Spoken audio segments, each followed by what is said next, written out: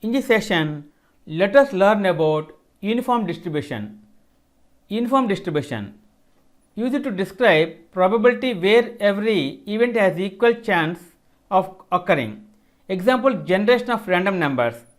It has three parameters: A, lower bound default 0.0, B, upper bound default 1.0, size, the shape of the returned array.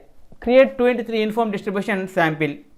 See, by executing this code, the result returns this. Visualization of uniform distribution. If we write and execute this code, the result returns this. Okay friends, this is the end of part 29, uniform distribution. In next video, let us learn about another topic, GIF distribution.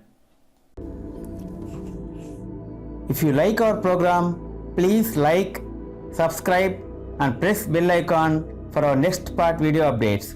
Thank you friends. Meet you in next video. All the best.